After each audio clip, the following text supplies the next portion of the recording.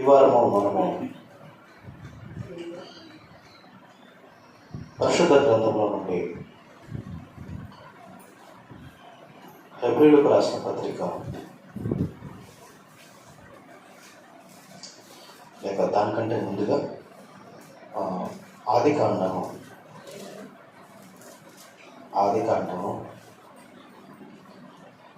5వ అధ్యాయము ఆది కాండము 5వ అధ్యాయము 21వ వచనం చదువుదాం. హనోకు 65 ఏళ్ళు బ్రతికి మెతుషెలను కనెను. హనోకు మెతుషెలను కనిన తర్వాత 300 ఏళ్ళు దేవునితో నడుచుచు కుమారులను కుమార్తెలను కనెను. రాయబడినటువంటి మాటలు హనోకు గారి యొక్క సంగతులు.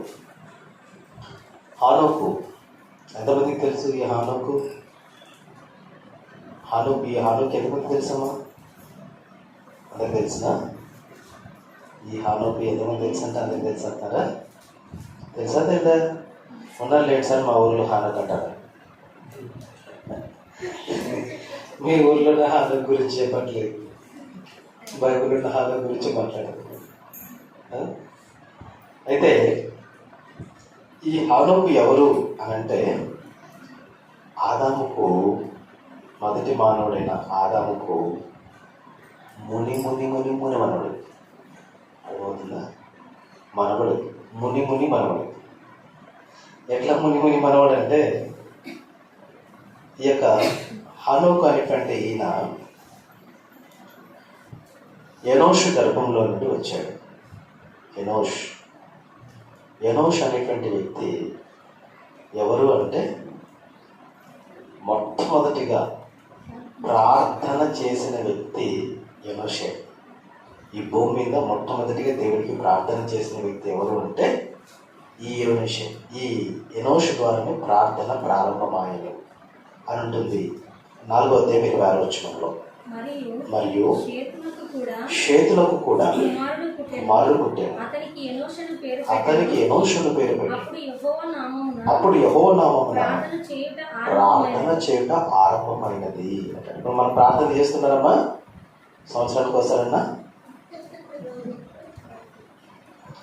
ఎప్పుడు సార్ మేము రోజు చేస్తాను కానీ అంటుంది. ఇప్పుడు ప్రెస్ అంటే రోజు ప్రార్థన చేస్తున్నాం కదా. మనకందరికీ పితామహుడు ఎవరో తెలుసా? ప్రార్థనకు పితామహుడు ఎనోష్ అనేటువంటి గొప్ప ఆత్మీయుడు. ఆయన ద్వారానే ప్రార్థన ప్రారంభమైంది. ఓకేనా? ఈ ఎనోష్ ఎవరు అంటే షేతు కుమారుడు. హనోకు ఎవరి వంశంలో నుంచి వచ్చాడని చెప్పాను? ఎనోష్ యొక్క వంశంలో నుంచి వచ్చాడు. ఈ ఎనోష్ ఎవరంటే షేతు యొక్క కుమారుడు. ఈ షేతు అనబడే వ్యక్తి ఎవరు అనంటే మొదటి సంతానం, ఆదాముకు మొదటి సంతానం ఎవరు? కయీను, హెబెలు కదా. అయితే కయీను ఏం చేశాడు? హెబెల్ని చంపేసినాడు కదా. ఆ హెబెలు స్థానంలో షేతు అనబడేటువంటి వ్యక్తిని దేవుడు అతనికి ఆదాముకు కుమారుడిగా ఇచ్చాడు. హెబెలు నీతిమంతుడు. ఆయన స్థానంలో, హెబెలు స్థానంలో షేతు అనబడే ఈ వ్యక్తిని ఆదాముకు కుమారుడిగా ఇవ్వడం జరిగింది. కయ్యనేమో నీతిమంతుడైన హెబెలుని చంపేశాడు. అందుకు శాపం కొని తెచ్చుకొని దేశం వరే వెళ్ళిపోయాడు. ఇప్పుడు ఏం చేయాలి? ఆదాముకు పిల్లలు కావాలి కదా. అందుకు దేవుడు ఏం చేశాడంటే హెబెలు స్థానంలో షేతు అనబడేటువంటి కుమారుడిని ఇచ్చాడు. ఆ షేతు కుమారుడే ఎనోష్, అనగా ఆదాము హవ్వకు మనుగడు ఎనోష్. ఆ ఎనోష్ గర్భంలో వచ్చిన వ్యక్తే హనోకు. అందుకే అన్నాను ముని మనవాడు అని. హానోకు. ఓకేనా? రైట్. ఈ హానోకంట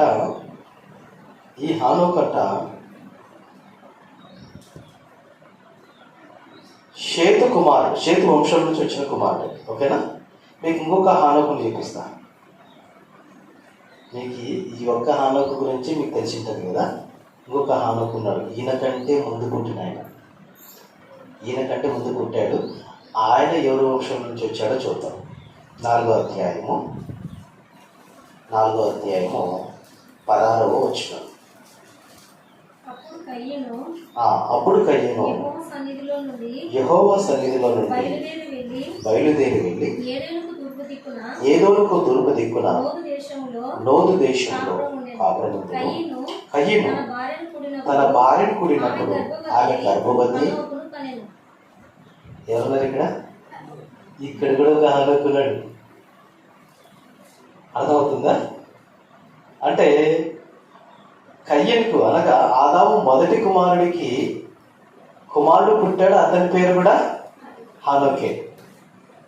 ఇప్పుడు హెబేలు స్థానంలో షేతు వచ్చాడు కదా. ఆ షేతు గర్భం గుండా కూడా ఒక దేవుడు ఒక హానోకుని తీసుకురావడం జరిగింది. కయ్యనేమో దుర్మార్గుడు.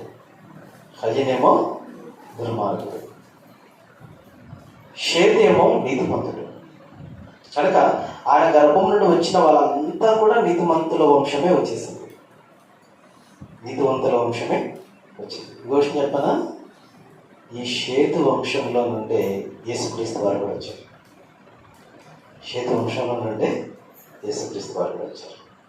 షేతు నుండి ఎవరు వచ్చారు? గెర్షోను. షేతు నుండి ఎవరు వచ్చారు? ఎనోషు వచ్చాడు. ఎనోషు నుండి హానోకు నుండి మెతుషెల నుండి లెమెకు నుండి నోవాహు నుండి అబ్రహాం వచ్చాడు. అబ్రహాం నుండి ఇస్సాకు నుండి యాకోబులో ఉన్నటువంటి 12 యోధా గోత్రం ఒకటి. ఆ యూదాలో నుండే బోయజు, యెషయి, దావీదు. ఈ దావీదు నుండి యేసుక్రీస్తు రావడం జరిగింది. దావీదు వంశం నుండి యేసుక్రీస్తు రావడం జరిగింది. ఇట్లా చూసుకుంటే వెళ్ళిపోతే వీళ్ళంతా నీతిమంతుల వంశం. ఇప్పుడు 2 హానోకులు ఉన్నారు. ఈ 2 హానోకులు ఒకరేమో దుర్మార్గుడు, మరొకడేమో నీతిమంతుడు. కయ్యను కుమారులలో హానోకున్నాడు, వాడు దుర్మార్గుడైనాడు. ఈ షేతు వంశంలో హానోకున్నాడు, అతడు నీతిమంతుడు. ఏమంటే ఇద్దరు వేరు సుమా, ఇద్దరు ఒకటి అనుకునేది మళ్ళా. ఓకేనా? వేరు. రైట్. ఇప్పుడు ఈ షేతు వంశంలో వచ్చినటువంటి కుమారుడైన హానోకట 65 ఏండ్లు బ్రతికి మెతుషెలను కొన్నాడు. అంటే 65 సంవత్సరాలకు మెతుషెల వచ్చాడు. ఏమండి? ఈ మెతుషెల అనేటువంటి వ్యక్తికి కూడా ఒక హిస్టరీ ఉంది. ఏంటి ఆ హిస్టరీ అంటే, ఇప్పటి వరకు భూమి మీద బ్రతికిన మనుషులలో అత్యధిక సంవత్సరాలు బ్రతికిన వ్యక్తి ఎవరు అంటే ఈ మెతుషెలనే. హానోకు కుమారుడైన మెతుషెలనే. భూమి మీద ఇప్పటి వరకు పుట్టిన వారిలో అత్యధిక సంవత్సరాలు బ్రతికిన వారు ఎవరైనా ఉన్నారంటే ఈ మెతుషెల. ఎన్ని సంవత్సరాలు బ్రతికాడు? ఎన్ని సంవత్సరాలు? 969 సంవత్సరాలు. 96 సంవత్సరాలు కాదు, 69 సంవత్సరాలు కాదు, 969 సంవత్సరాలు బతికాడు ఈ మెతుషెల. ఓకేనా? అయితే ఈ మెతుషెలను హానోకు కనిన తర్వాతనంట, హానోకు మెతుషెలను కనిన తర్వాత 300 ఏండ్లు, ఎన్నేళ్ళమ్మా? 300 ఏండ్లు దేవునితో నడిచాడట. ఈ హానోకు అనేటటువంటి భక్తుడు ఎన్ని సంవత్సరాలు నడిచాడు దేవునితో? 300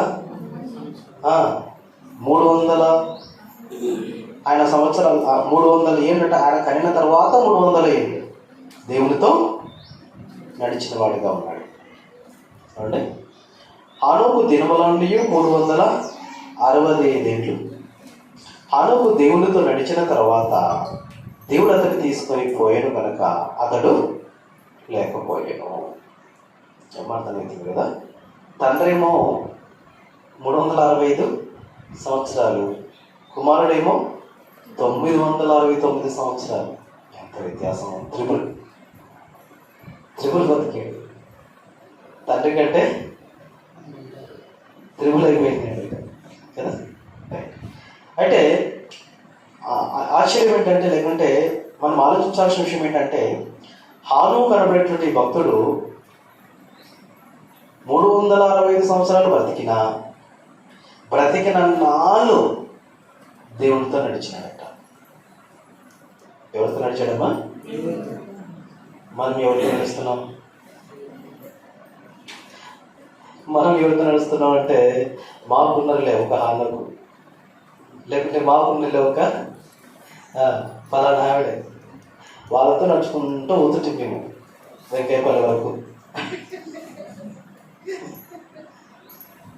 కదా. మనం దేవునితో నడవాలి. హానోకు చెప్తున్న ఆయన జీవితంలో మనకు తెలుగుతున్న పాఠం ఏంటంటే, నేను భూమి మీద బ్రతికినంత కాలము నేను నా దేవునితో నడిచాను. నడిచినందుకు ఇతని గురించి ఇతనికి ఏంటి లాభం? అది ఇతడు దేవునితో నడిచినందుకు ఇతనికి ఏంటి లాభం అమ్మా? దేవునితో నడిస్తే ఏమైనా లాభం ఉందో చెప్పండమ్మా? కాలు వాపులు తప్ప. కరెక్టేనా? దేవునితో నడిస్తే కాలు వాపులు వస్తాయా? మన శుక్రవారం నా వినవి పెట్టారు అందరూ. దేవుడు నడిపిస్తే కాలు వాపు రావడం కాదు, బట్టలు కూడా వాసన రావంట. ఎన్ని సంవత్సరాలు? 40 సంవత్సరాలు.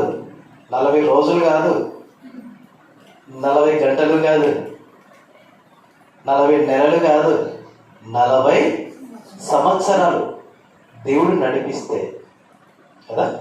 దేవునితోనే నడిస్తే ఏ వాపులు లేవు, ఏం లేవు కదా, ఏముండదు.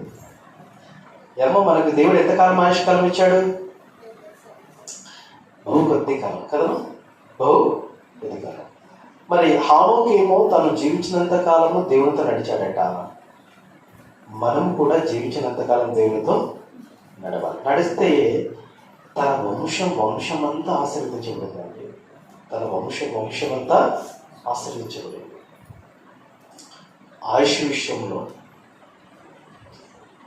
ఆర్థిక విషయంలో, ఆరోగ్య విషయంలో, ఐశ్వర్య విషయంలో వారి వంశం ఆశీర్వాదకర్తలయ్యారు. వాళ్ళంతా ఆశీర్వాదకర్తలయ్యారు. తండ్రి తల్లి దేవునితో నడిస్తే వారి వంశం ఆశీర్వదించబడుతుంది అనడానికి ఈ యొక్క హానోకు ఒక నిదర్శనం. అంతేకాదు, దేవునితో నడిస్తే వారి తదనంతరం గర్భం నుండి వచ్చే వారంతా కూడా నీతిమంతులు అవుతారట. వారంతా కూడా అనేక మందికి ఏమంటారు, వాళ్ళందరూ ఆదర్శవంతులు అవుతారట. వారు సమాజానికి ఒక గొప్ప ఆదర్శవంతులు అవుతారట. నిజంగా ఈయన వంశం నుండి వచ్చినటువంటి వీరంతా కూడా గొప్ప ఆదర్శవంతులండి. అందరూ చాలా వరకు వంశంలో వచ్చినటువంటి వారందరూ గొప్ప ఆదర్శవంతులు. దేవునితో నడిస్తే జీవితంలో నష్టము అనేటువంటిది ఉండదండి. దేవుడు అన్నాడు, సింహపు పిల్లలు ఆకులు కొని లేమివే ఆకులు కొని ఉంటాయంట, కానీ దేవుని నమ్మిన పిల్లలు మాత్రము ఆకలి కొనని కొను అన్నాడు. సింహపు పిల్లలు ఆకలి కొంటాయి, కానీ నా పిల్లలకు నేను ఆకలి కొననివ్వను అని చెప్పాడండి. అమ్మ వింటున్నారా? మీ పిల్లలు ఎప్పుడైనా ఆకలి కొంటున్నారా? మన పిల్లలు ఆకలి కొంటారేమో, కానీ దేవుని పిల్లలు ఆకలి కొన్నారు. దేవుని నమ్మిన పిల్లలు, దేవుని వెంబడించిన పిల్లలు ఆకలి కొన్నారు. వారికి దప్పిక అవుతాయి కూడా దేవుడు దప్పిక తీర్చేవాడు కనుక వాళ్ళకి దాహం కూడా కానివ్వకుండా చేస్తాడు. కానీ దేవుడు చెప్తున్న మాట ఏంటంటే, నా పిల్లలను నేను భిక్షం ఎత్తుకొననివ్వను అన్నాడు. నీతిమంతుల కుటుంబాన్ని, నీతిమంతుల యొక్క వంశాన్ని నేను భిక్షం ఎత్తుకొననివ్వను, వారిని నేను ఇచ్చేవారిగానే చేస్తాను అని చెప్పి, నీతిమంతుల వంశంలో ఏ ఒక్కరిని చూసుకున్న వారు ఇచ్చేవారిగానే ఉన్నారు, భిక్షం ఎత్తుకున్న వారికి ఎవరు లేనే లేదు. రాజులు వచ్చారు, ఈ వంశంలో రాజులు వచ్చారు, గొప్ప గొప్ప ఆదర్శవంతులు వచ్చారు, లోకానికి గొప్ప పాఠాలు నేర్పించేవారు వచ్చారు. కారణం ఏంటంటే, ఈ వంశం అంతా ఆశీర్వదించబడిన వంశం. సేతు నుండి చూసుకుంటే ఆశీర్వదించబడిన వంశం. హానోకు దేవుడితో బ్రతికినంత కాలం దేవుడితో నడిచాడంటండి. బ్రతికినంత కాలమైన దేవుడితో నడిచిన వాడు కూడా.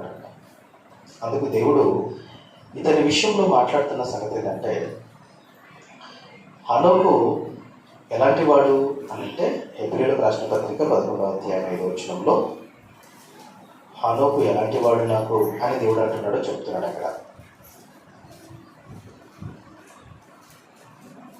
హెబ్రీయులకు రాసిన పత్రిక 11వ అధ్యాయం 5వ వచనం.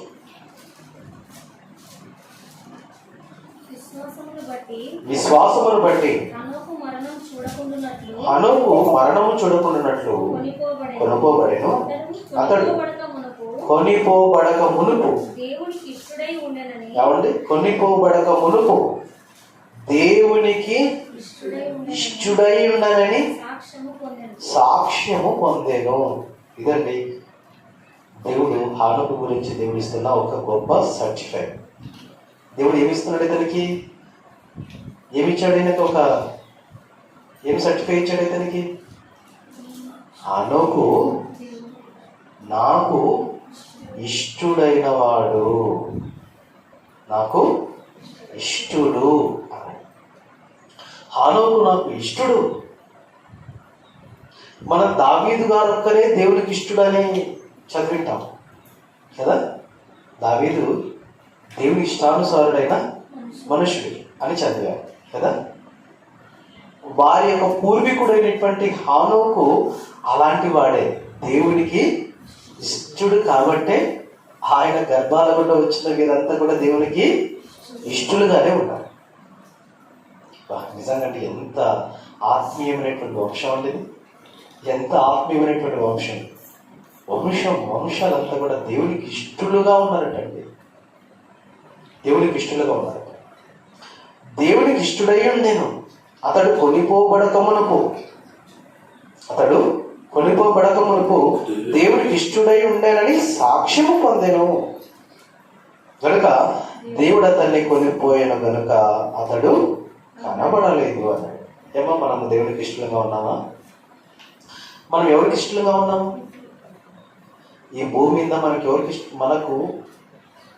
మనము ఎవరిని ఇష్టపడతాము?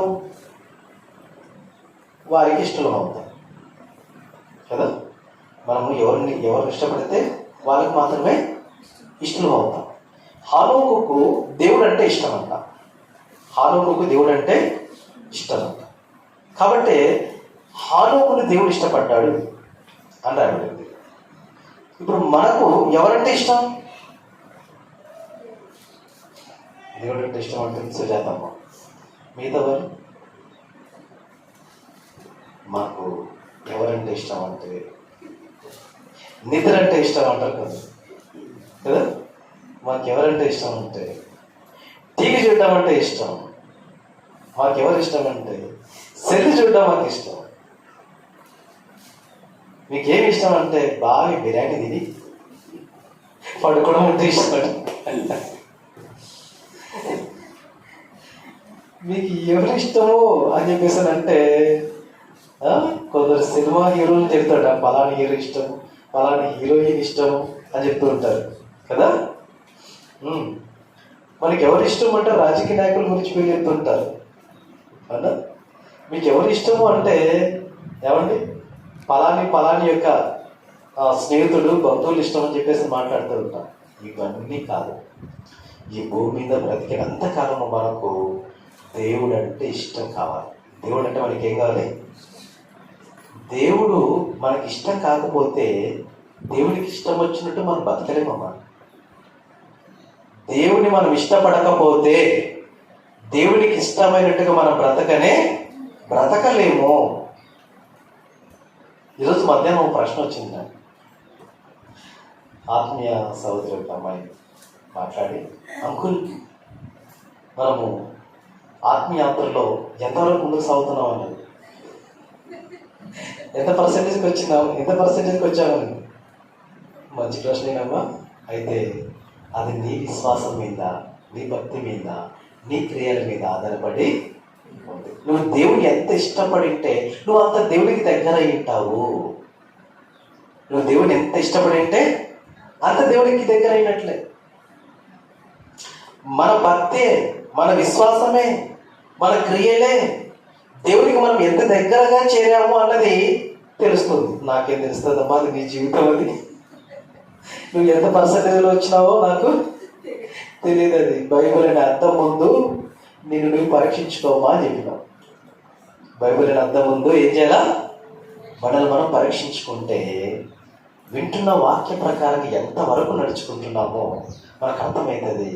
ఎంతవరకు దేవుడికి ఫాలో అవుతున్నామో దాన్ని బట్టి దేవుడు అంటే ఎంత ఇష్టమో, ఎంతగా ఆయనకి దగ్గర చేరామన్న సంగతి కూడా మనకే అర్థమవుతుంది. అందుకే బైబిల్ గ్రంథంలో రాయడం అంటే ఏంటంటే, నీ విశ్వాసాన్ని నువ్వే పరీక్షించుకో, నువ్వే పరిశీలన చేసుకో అని చెప్పి దేవుని వాక్యం చదువు. అంటే ఇప్పుడు మనము దేవుడు అంటే ఇష్టపడితే దేవుడికి ఇష్టమైనవే చేయడానికి ఇష్టపడతాం. దేవునిలో మనము నడుచుకుంటున్నామని చెప్పేది అంటే దేవుడు చెప్పినవన్నీ మనం నడుచుకోవాలంటే కష్టం కదా అని ప్రశ్న వచ్చింది. వల్ల దేవుడు చెప్పినవన్నీ కూడా నడుచుకోవాలంటే మీకు కూడా వచ్చింది కదమ్మా, చాలా ప్రశ్నలు వచ్చింటాయి. బైబుల్లో అన్నీ చెప్తారు లేక, బైబుల్లో సార్ చెప్తాడు, మనం కూడా వింటుంటాము, అన్ని పాటించాలంటే యాడైతే ఇదే కదా అనుకుంటేది ఆన్సర్. ఆ సార్కి ఏముంది, బైబుల్ అన్నీ చెప్పేస్తుంటే మనం అన్నీ పాటించుకుంటుంటే మనకు అంతే కదా. కానీ బైబుల్లో ఉన్నవన్నీ పాటించడానికైనా దేవుడు రాయించాడు. పాటించగలమనైనా పాటించలేమనే అదనమాట. బైబిల్లో దేవుడు రాయించి పెట్టాడు అని అంటే వాటిని పాటించగలమనే రాయించి పెట్టాడు. కానీ అవి ఎందుకు పాటించలేకపోతున్నాము? అమ్మాయికి ఇచ్చిన సమాధానం ఇదే. నువ్వు దేవుని ఎంత ఇష్టపడితే అంతగా ఆ మాటలు పాటించడానికి ఇష్టపడతావు. దేవుడు చెప్పినవి నీకు కష్టమవుతున్నాయంటే నువ్వు దేవునికి సరిగా ఇష్టపడలేదని దాని యొక్క మీనింగ్. పాటించలేకపోతున్నాము, దేవుడు చెప్పిన మాటలను మేము ఫాలో కాలేకపోతున్నాము, పాటించలేకపోతున్నాము అంటే అర్థం ఏంటో తెలుసా? ఇంకా దేవుణ్ణి మనము సరిగా ప్రేమించట్లేదు, లేక ఆయన ఇష్టపడటం లేదు అని అర్థం. ఎప్పుడు కష్టమైతే ఇష్టం లేనప్పుడు సింపుల్ కదమ్మా. ఎప్పుడు కష్టమైతుంది దేవుని ఆ మాటలు మనకి ఎప్పుడు కష్టమవుతాయి? ఇష్టం లేనప్పుడే కష్టమవుతాయి. ఇష్టపడితే ఎంత కష్టమైన కదా, ఎంత నిష్ఠత కూడినదైనా అది పాటించడానికి ఇష్టపడతాం. హనోకు దేవునికి ఇష్టడు ఎట్లయ్యాడు అంటే, ఆయన భూమి మీద బ్రతికినంత కాలము ఈ హనోకు దేవుణ్ణి ఇష్టపడ్డాడు. ఇష్టపడి దేవుడు చూపించిన అడుగుజాడల్లో ఆయన నడుచుకున్నాడు. అంటే దేవుడు అడుగుజాడలు విడిచిపెట్టి వెళ్ళిపోయాడా? మనకు అడుగుజాడలు విడిచిపెట్టి వెళ్ళిపోయాడా ఏమన్నా? చూస్తారా ఒకసారి ఆయన అడుగుజాడలు ఏమి విడిచిపెట్టి పోయినా చూద్దాం.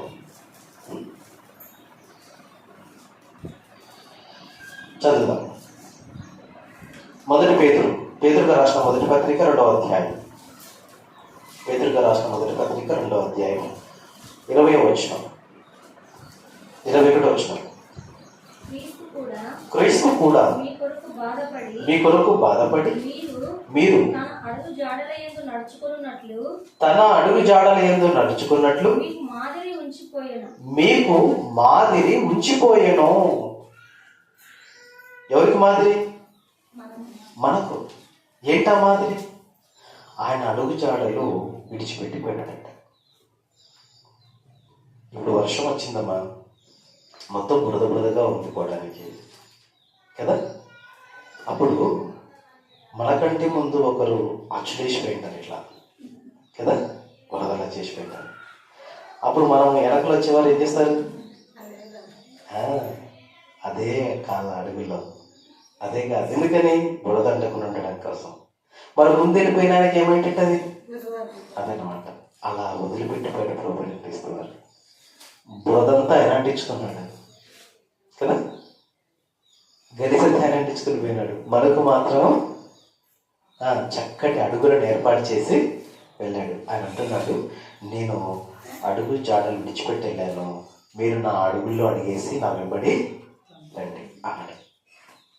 నా వెంబడి రండి అన్నాడు. ఇలా నడుచుకునేటువంటి పౌలు గారు కూడా మాట్లాడిన సంగతి చూడండి. 20వ అధ్యాయం అపోస్తుల కార్యములు 20వ అధ్యాయం 35వ వచనం ఒకసారి చూద్దాం. అపోస్తుల కార్యములు 20వ అధ్యాయం 35వ వచనం ఒకసారి చూద్దాం. 20వ అధ్యాయం 35వ వచనం. మీరును ఇలాగూ ప్రయాసపడి బలహీనులను సంరక్షింపవలనని పుచ్చుకున్నట కంటే ఇచ్చుట ధన్యము అని ప్రభువైన యేసు చెప్పిన మాటలు జ్ఞాపకము చేసుకునవలనని అన్ని విషయములను మీకు మాదిరి చూపించాలని. అంటే పౌలు గారు కూడా ఏం చూపించాడట? మాదిరి చూపించాడట తన జీవితంలో. పౌలు గారు కూడా క్రీస్తు మాదిరి చూపించాడట. ఇప్పుడు మనం కూడా దేవుడు అంటే ఇష్టపడ్డాం కదా, అవునా? దేవుడు అంటే మనం కూడా ఇష్టపడ్డాం.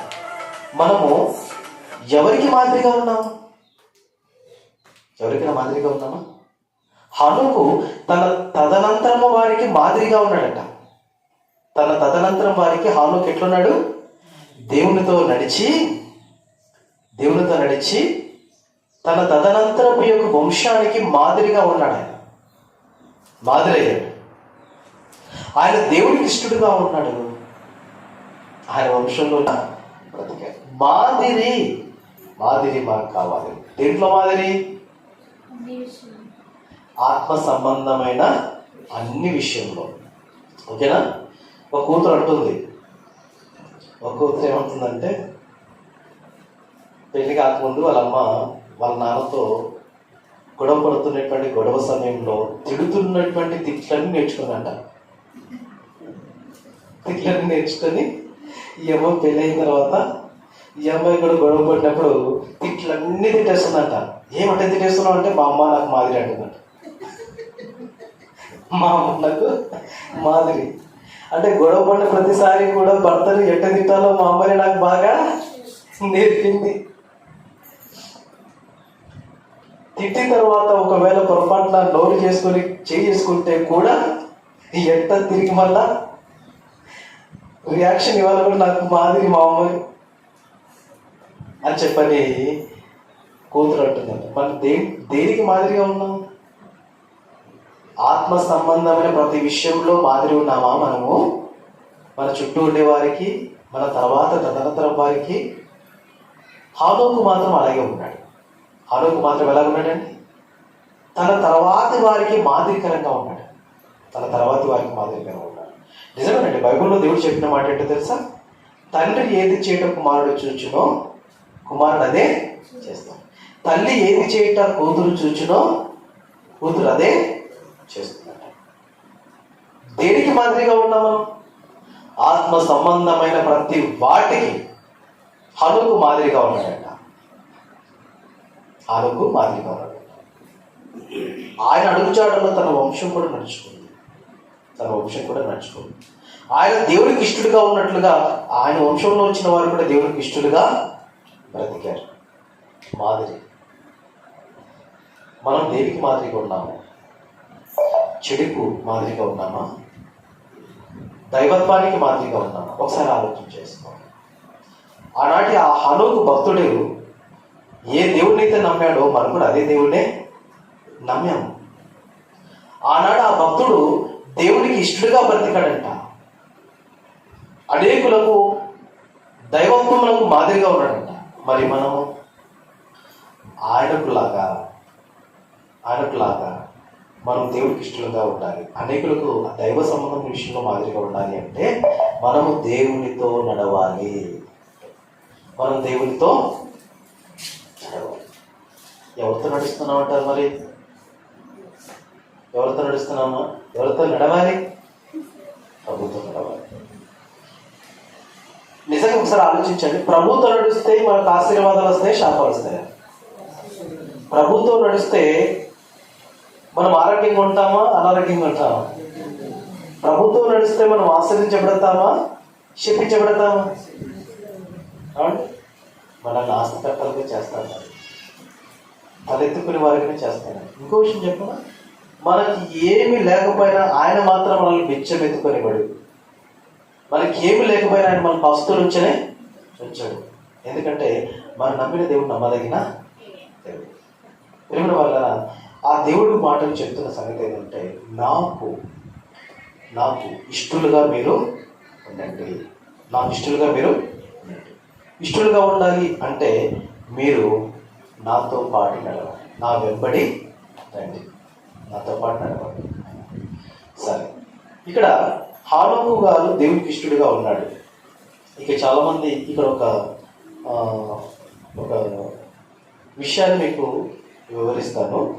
హానోకు గురించిన ఒక విషయం ఏంటంటే, సమాజంలో ఉన్న నానుడి ప్రకారముగా హానోకు మరణము చూడకుండా ఉన్నట్లు కొనుక్కోబడెను. కనుక అతడు కొనుక్కోబడక మునుపు అన్నాడు కదా. హానోకు మరణం చూడకుండా కొనుక్కోబడెను అనేటువంటి పదము ఏంటిది అనంటే, ఈ శరీరంతోనే కొనుక్కోబడ్డాడు పరలోకానికి అన్నట్టుగా, అంటే మరణము లేకుండా కొనుక్కోబడ్డాడు అన్నట్టుగా చెప్పడం జరుగుతుంది. ఏమా కదా, అంటే మరణము చూడకుండా కొనుక్కోబడ్డాడు అన్నట్టుగానే చెప్పబడుతుంది.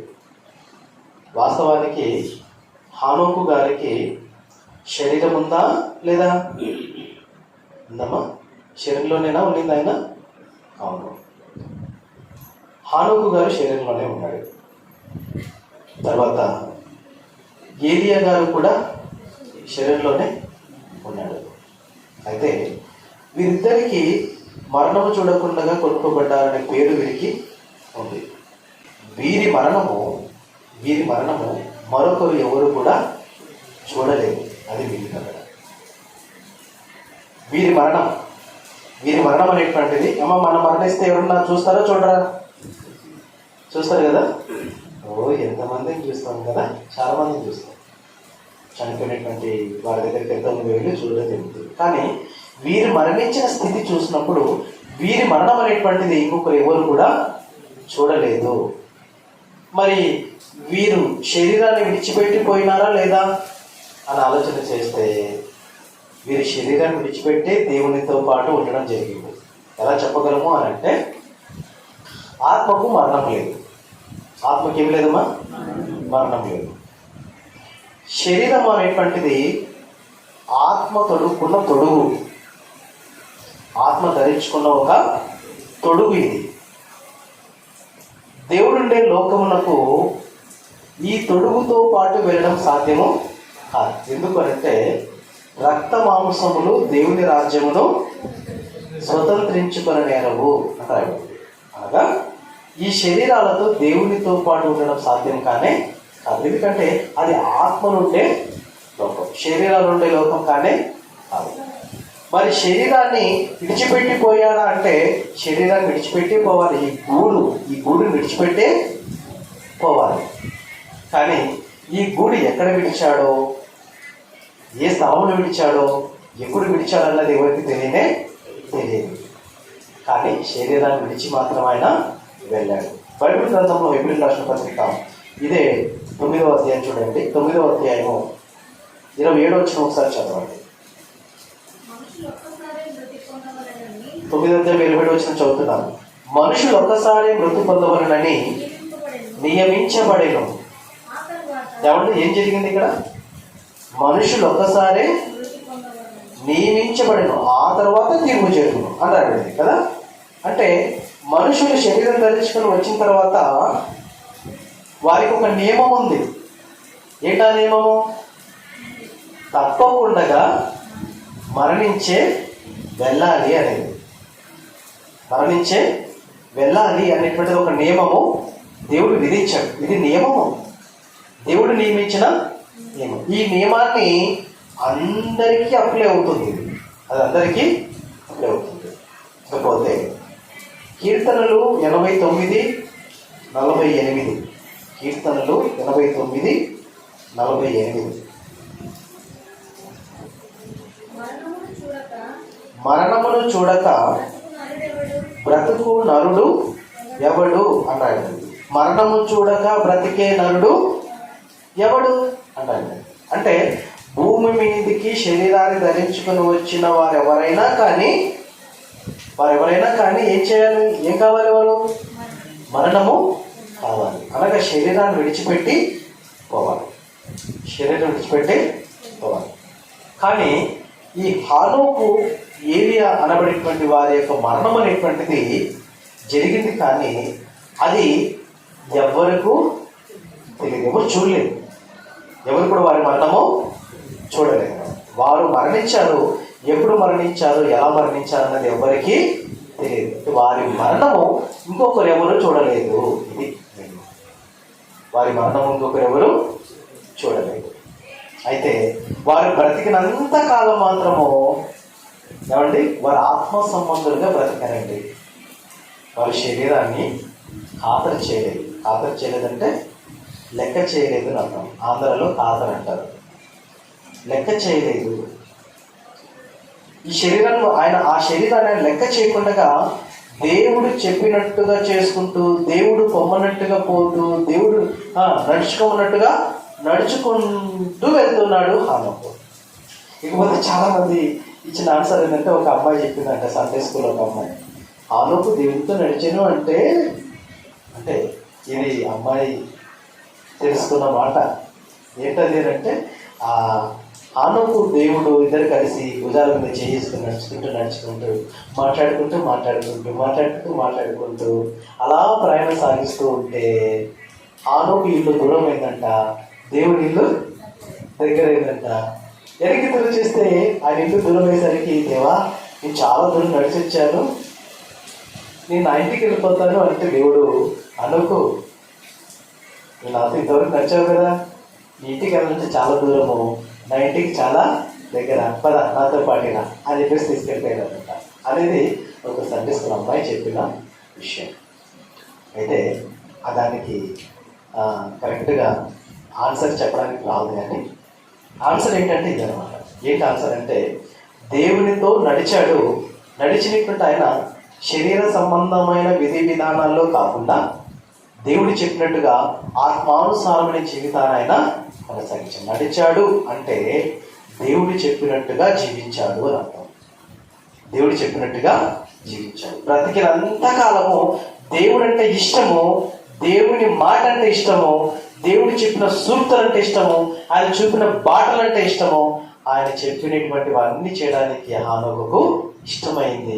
ఆయన శరీరాన్ని ఏం పట్టించుకోలేదు, ఆత్మ సంబంధంగా బ్రతుకుతూ అలాగా వెళ్ళిపోయాడు. కనుకనే ఆయన శరీరము ఎక్కడ ముగిసిపోయిందో తెలియదు, కానీ ఆయన ఆత్మ మాత్రం దేవుడి చెంత చేరింది. కారణం, ఆయన బ్రతికినంతకాలం దేవుడికి ఇష్టడుగా బ్రతికాడు. దేవుడికి ఇష్టడుగా బ్రతకడానికి ఏమండి ఆయన ఇష్టపడ్డాడు. దేవుడికి ఇష్టడుగా బ్రతకడానికి ఆయన దేవుడు అంటే ఇష్టపడ్డాడు. మనం దేవునితో ఉండడానికి ఎంతమందికి ఇష్టం ఉందమ్మా? దేవుని చెంత చేరడానికి ఎంతమందికి ఇష్టం ఉంది? అందరికి ఇష్టమేనా? అయితే ఏం జరిగిపోయి మనం దేవునికి ఇష్టంగా మనం ఉండాలంటే, దేవుడు అంటే మనకి ఇష్టం కదా దేవుడు కూడా మనం ఇష్టపడాలంటే మనకు దేవుడు అంటే ఇష్టము, అవునా? దేవుడు కూడా మనం ఇష్టపడాలంటే ఆయన చూపిన బాటల్లో మనము పయనించాలి. ఆయన చెప్పిన ఆజ్ఞలు తూచా తప్పకుండా పాటించాలి. అది ఆశీర్వాదమా శాపమా? అదే చెప్పింది దేవుని వాక్యం. హానోకు కనబడేటువంటి ఆయన దేవుడితో నడిచాడు జీవితాంతము. నడిచినందుకు కారణం ఆయన వంశం వంశం వంశం వంశం ఆశీర్వాదాలకు కారులయ్యారు, నీతిమంతులయ్యారు, రాజులయ్యారు, ధనికులయ్యారు, గొప్ప గొప్ప వంశమయ్యారు, అనేకులకు ఆదర్శవంతులయ్యారు, అనేకులకు ఆదర్శవంతులయ్యారు. నిజంగా ఆ వంశాలంతటినీ ఒకసారి మనం చూస్తే అబ్బా చాలా ఆనందమిస్తుంది. ఇంత గొప్ప వంశం ఆ షేతు నుంచి వచ్చినటువంటి హానోకు వంశం. ఈ హానోకు జీవించినంత కాలం దేవునికి ఇష్టంగా బతికాడు. మనం కూడా ఆదర్శవంతులంగా ఉందాం. మనం కూడా అనేక మందికి ఆదర్శవంతులంగా, అనేకులకు మాదిరికరంగా ఉందాం. దేంట్లో? దైవ సంబంధమైన విషయంలో అందరికీ ఆదర్శంగా, మాదిరిగా మనము పాటలు పాడుతున్నాం. పెద్దలు పాడమంటే పిల్లలు కూడా పాడుతున్నారు. పెద్దలు సినిమా పాటలు పాడితే చిన్నపిల్లలు కూడా పెద్దలు గుర్తు మాట్లాడితే పిల్లలు కూడా గుర్తు మాట్లాడతారు కదా. పెద్దలు ఏం చేస్తారో పిల్లలు అదే చేయడానికి రెడీగా గుర్తించుకోండి. మనం మన తర్వాత వారికి ఆత్మ సంబంధాల విషయంలో మాట్లాడుకోవాలి. అది ఎప్పుడు సాధ్యమవుతుందంటే మనకు దేవుడు అంటే ఇష్టమైనప్పుడు. దేవుడు అంటే ఇష్టమైనప్పుడు, దేవుడు అంటే మనకి ఎప్పుడైతే ఇష్టమవుతాడో ఆయన చెప్పినవన్నీ పాటిస్తాడు. అప్పుడు మనకి కష్టం కానే కాదు, సులువైనప్పుడు మనం దేవుని చెంత ఉండడానికి సాధ్యమవుతుంది. అట్టి వారు లోకంలో అనేకులకు ఆదర్శవంతులు, అనేకులకు ఆశీర్వాదకారులు, అనేకులకు వారి నీతి మార్గం నడిపించడానికి సాధ్యమవుతారు. ఇప్పుడు వాళ్ళైతే మాదిరి అయినా ఇప్పుడు మనం కావాలి కదా, దేవుడు కోరుతున్నాడు మనము కావాలి. ఆ విధంగా మనం ఉండాలని చెప్పాలి. దేవుని వార్తగా హానోకు చూడగా ప్రార్థన చేత వాక్యం ఫలించినట్లుగా